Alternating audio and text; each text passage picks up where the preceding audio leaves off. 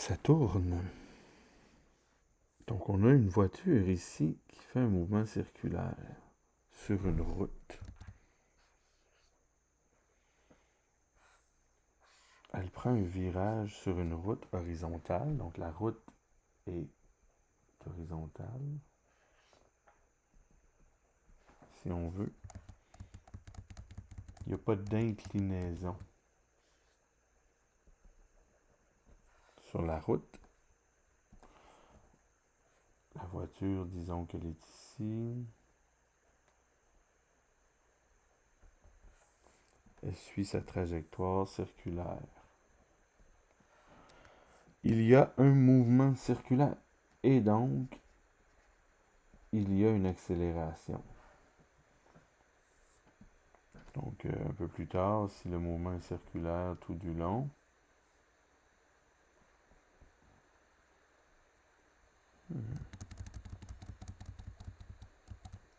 la voiture va être à la gauche.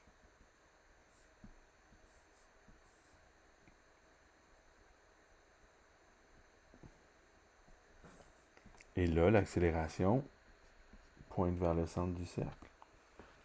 Okay, on a sa vitesse. La vitesse, là, est difficile à dire, là. La vitesse est comme par ici.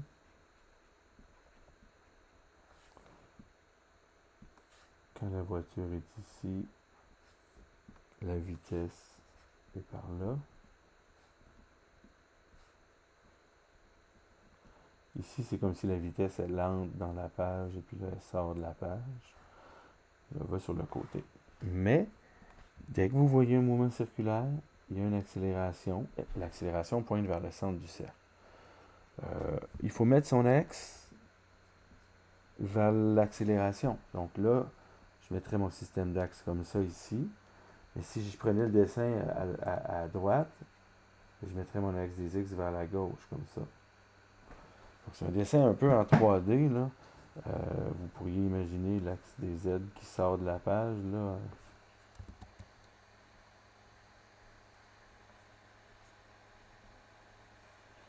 Donc, prenons l'analyse ici, là. Puis laissons faire l'axe des Z, vraiment. OK. Donc, quelles sont les forces qui agissent sur l'objet? Il y a la bonne vieille normale, la force de gravité. Je vais peut-être redessiner le dessin. Donc là, il y a la voiture qu'on voit un peu de côté, qui fait son mouvement circulaire comme ça. Il faut s'imaginer 3 dimensions, vraiment. Il y a l'axe des Y, l'axe des X qui pointe dans le sens de l'accélération. Et quelles sont les forces? La force de gravité vers le bas. Ça, c'est vraiment vers le bas. Ça, c'est la normale qui est vers le haut. Puis, ben, c'est que s'il y a une accélération, ben, ça prend une force pour causer cette accélération-là. Il y a toujours une force présente qui cause le mouvement circulaire, qui permet, si on veut, le mouvement circulaire. Si j'ai une roche que je fais tourner au bout d'une corde, avec ma main, ben là, la corde fait un mouvement circulaire, la roche, la pierre ici fait un mouvement circulaire, et la force qui tire vers le centre du cercle, c'est la tension. Ici, on aurait que la tension égale m fois A, T au carré sur A. Il y a toujours une force présente qui cause le mouvement circulaire, qui permet le mouvement circulaire.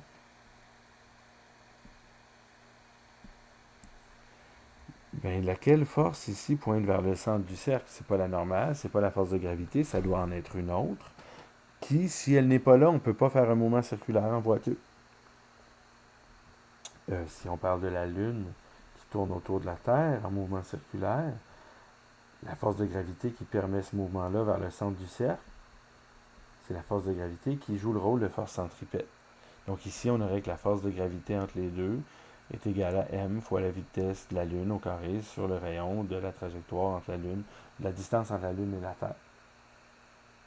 Donc la vitesse est perpendiculaire à la force. Là. La vitesse est le long de la trajectoire. Un peu comme la voiture en haut finalement. Donc dans tout ça, ben ok, pour notre voiture, quelle force? Si elle n'est pas là, on ne peut pas faire un mouvement circulaire. Vous le savez, vous le dites depuis tantôt, c'est long, vas-y.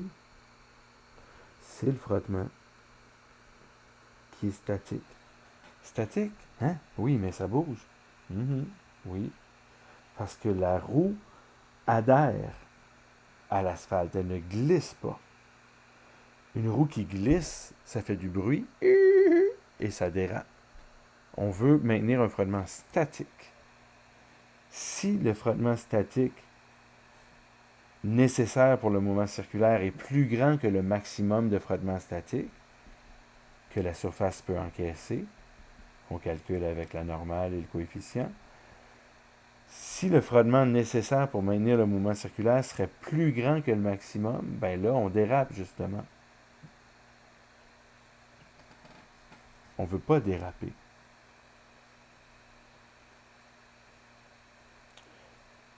Donc, on va déterminer la vitesse.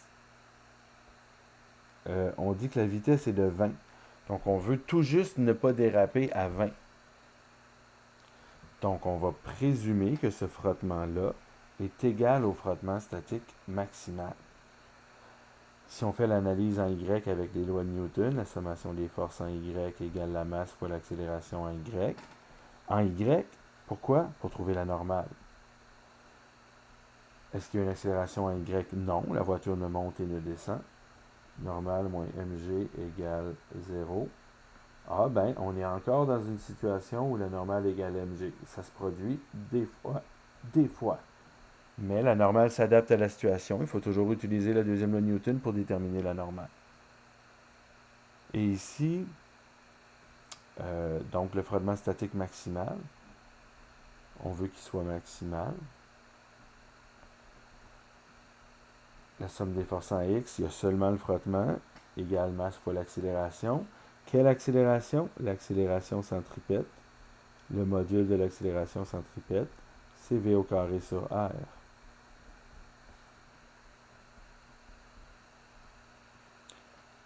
OK, donc là, on va mélanger, on va incorporer la définition de frottement statique maximal ici. Et on va utiliser la normale obtenue de l'équation en Y. Là. D'accord? On prend la normale mg, on la met ici. Ça fait mu fois mg qu'on met là.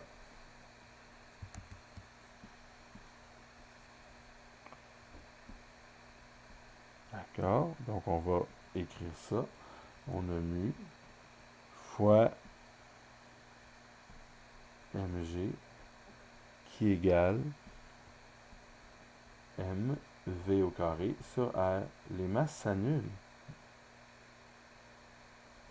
Et si on isole le coefficient, on a v au carré sur rg.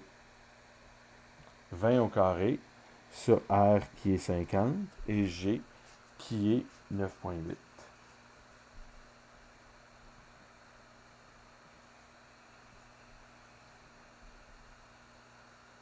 Au carré, ça fait 400 sur 50 fois 9,81 qui fait 490.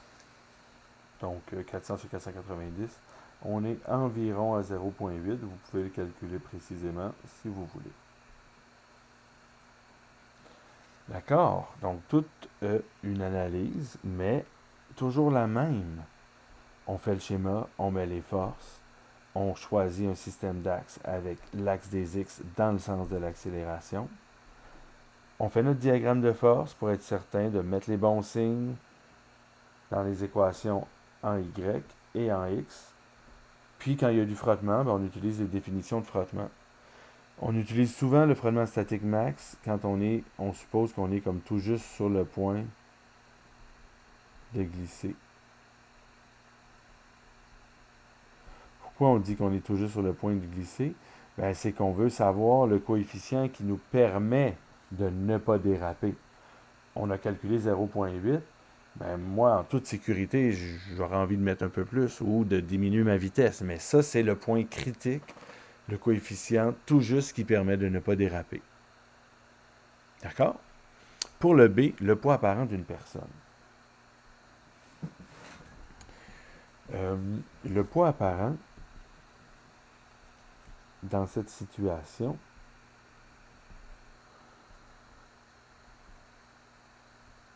ici, il y a comme deux causes de poids apparent. Vous savez, quand on est dans une voiture, voici, c'est nous. Nous sommes dans une voiture, il y a des jambes. Et que la voiture accélère vers l'avant. La bonne vieille accélération.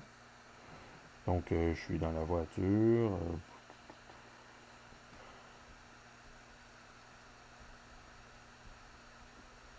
Et la voiture accélère vers l'avant. Imaginez-vous dans votre voiture, elle accélère vers l'avant. On se sent, imaginez une grosse accélération. On se sent quoi? On se sent comme écrasé dans le siège, vers l'arrière. On ressent comme si on était écrasé dans le siège. Ah, c'est comme opposé à l'accélération. Au fond, ce qu'on ressent, c'est notre inertie. Hein? La première loi de Newton, l'objet qui est nous était au repos avant le départ du camion. Puis quand le camion accélère, on voudrait rester sur place, mais le camion nous pousse vers l'avant. Qu'est-ce qui nous pousse vers l'avant? Le dossier nous pousse vers l'avant. Le dossier, on est appuyé sur le dossier. Il faut comprendre que, bon, on est appuyé sur le dossier. Voici la tête, et puis, d'accord? On est appuyé sur le dossier, puis ce qui nous pousse vers l'avant, c'est le dossier. On peut imaginer que c'est la normale. Une normale comme ça. Notre dos, appuyé sur le dossier, il y a une force perpendiculaire à la surface. Quand on est sur un plan incliné, il y a une normale perpendiculaire à la surface. Quand on est sur un mur, la normale qui nous pousse vers l'avant, comme ça. Bon, on peut aussi s'imaginer qu'il y a probablement du frottement, puis que si on n'était pas complètement appuyé, bon, on pourrait dire que ce serait un frottement, mais disons que c'est une normale. Donc, il y a une normale qui nous pousse vers l'avant. Il y a aussi la force de gravité habituelle, et la normale habituelle, appelons-la N1, et puis l'autre, appelons-la N2. Donc ça, c'est si on accélère vers l'avant, on sent une sensation de poids. La sensation de poids, le poids apparent,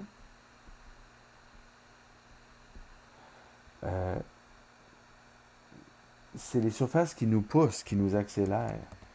On peut dire que c'est tout sauf le poids, au fond. Le vrai poids, la vraie force de gravité. Ici, il y a la normale 1 qui nous pousse vers le haut, en opposition à notre vrai poids. Et cette force-là nous fait ressentir un poids vers le bas. Ça, c'est comme la vie de tous les jours. Notre normale est égale à notre poids.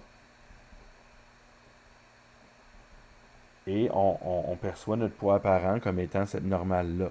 Parce qu'elle est égale à notre vrai poids. C'est un bon repère. Mais quand on a une autre normale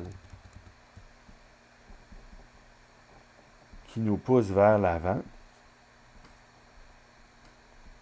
notre sensation de poids, le poids apparent, c'est la sensation de poids, de pesanteur, va dévier vers l'arrière. Pourquoi? Parce que il y a cette sensation-là causée par N1 et cette sensation-là causée par N2. Donc, on se ressent poussé vers l'arrière en opposition à N1 et N2. Ce que j'appelle le schéma de poids apparent. Mais je place toutes les forces qui agissent sur l'objet par une force extérieure, une normale, une surface. Et je trouve la résultante, si on veut.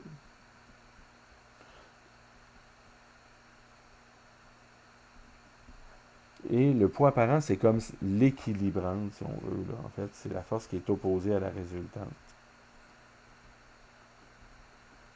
C'est pas une vraie force, le poids apparent. C'est la sensation que notre cerveau a du déséquilibre causé par une accélération. Notre poids apparent, d'habitude, nos jambes soutiennent l'équivalent de la normale qui est d'habitude égal à notre poids. Mais quand il y a des accélérations, ça prend d'autres forces, ici la normale 2 du siège qui nous pousse vers l'avant, et on ressent un poids qui semble bizarre, déséquilibré. Ben, dans le cas du mouvement circulaire, on va faire le B.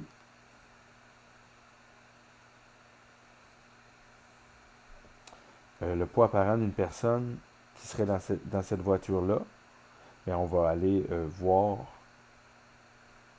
en détail ce qui se passe sur la personne. Ici. Donc la personne, elle est assise dans la voiture.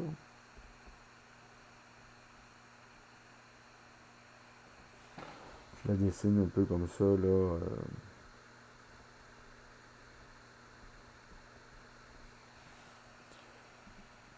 Parce que là, il y a le mouvement circulaire comme ça, l'accélération est vers le centre du cercle. Puis la personne, elle, qu'est-ce qu'elle ressent? Elle ressent sa normale et sa force de gravité. Mon dessin est un peu étrange, là.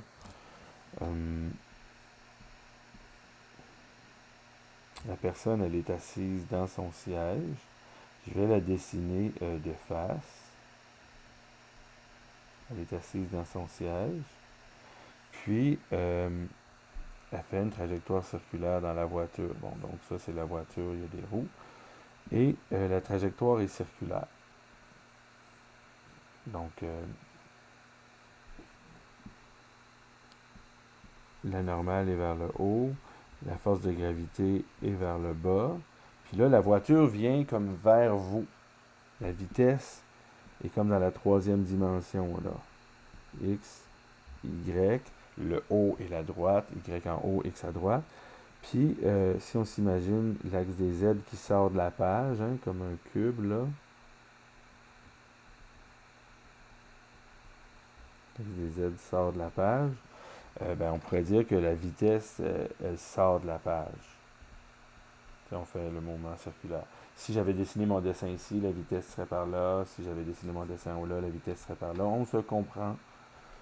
On se comprend bien. Tout ça pour dire que on a les mêmes équations sur la personne.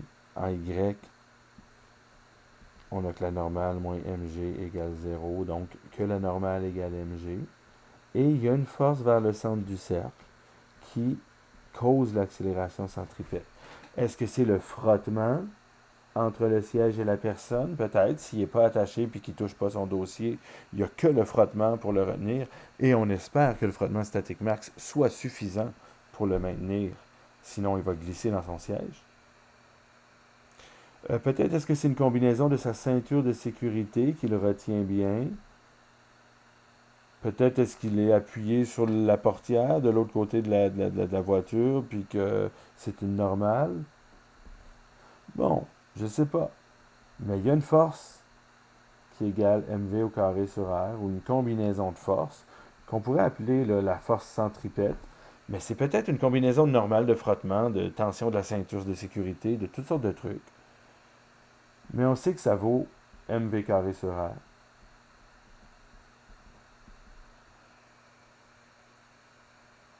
Et puis on sait que la normale vaut 60 fois 9,81. Donc ça fait 588. Et si vous calculez 20 au carré, ça fait 400 fois 60 fois sur 50. Donc un 0 annule un 0. 6 sur 5, ça fait 1,16 fois 400. Donc on est peut-être à l'entour de 475. Il faudrait le calculer. 475, non. 480. Plus près de 480, là. Essayez de pas arrondir, mais je crois qu'on est pile à 480 en réalité. Ici. Donc, si je trace ce que j'avais appelé le diagramme du poids apparent, il y a une normale vers le haut, la normale qu'on avait appelée N1. Il y a le vrai poids, la vraie force de gravité qu'on n'inclut pas dans le diagramme de poids apparent. Puis, il y a cette genre de force centripète-là qui vaut 480. Donc, on a 480 ici.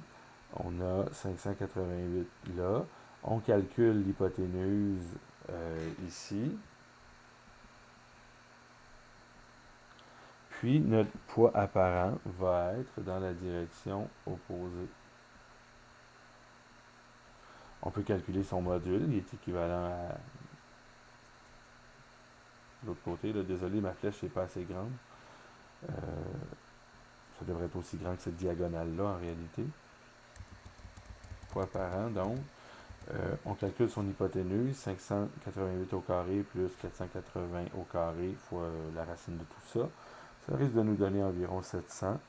Et on peut aussi calculer l'angle de déviation par rapport à la verticale. Vous savez, quand on prend un virage en voiture, on a envie de se pencher parce que notre cerveau, il aime être aligné avec le poids apparent. Donc ici, on aurait tendance à pencher d'un certain angle. S'il y a une corde suspendue un truc suspendu à une corde dans une voiture, là, une décoration sous le miroir, quand on tourne, ça prend un certain angle. Et bien, c'est cet angle-là du poids apparent. L'angle, on peut le calculer avec opposé. Ça, c'est opposé à l'angle et adjacent, on a 480 ici, adjacent à l'angle. Opposé par le sommet, là, ici. Donc, arctane de opposé sur adjacent TOA. Opposé adjacent 588 sur 480. Ça va donner environ 50 degrés, là. Vous pouvez le calculer. D'accord.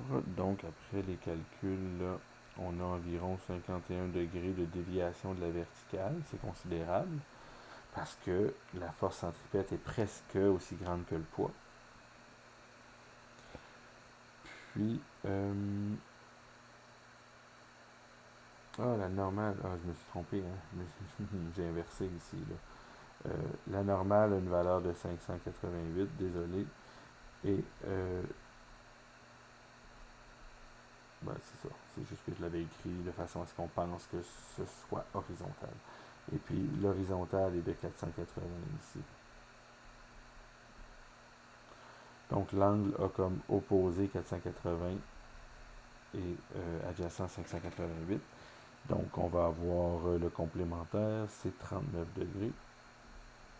C'est considérable, c'est presque 45 parce qu'on a presque une force centripète égale au poids. Et pour le module, le poids apparent, là, la racine, le poids apparent donnait 760 newtons après calcul, 759,5. Donc voilà comment on attaque des situations de poids apparent et de mouvement circulaire dans une voiture si la route est horizontale. Si la route est inclinée, c'est-à-dire que si de côté, là, notre route ressemble à ça, une inclinaison, souvent les routes sont comme ça, ça devient plus compliqué parce que la normale est inclinée, le frottement est incliné, mais pas la force de gravité qui est verticale et pas l'accélération qui est horizontale. Donc, on prend un système d'axe qui n'est pas incliné avec le plan ici.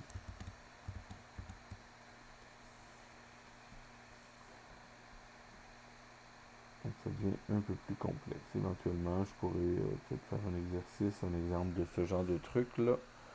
Dans notre cas, la route était horizontale. D'accord, et voilà pour ça.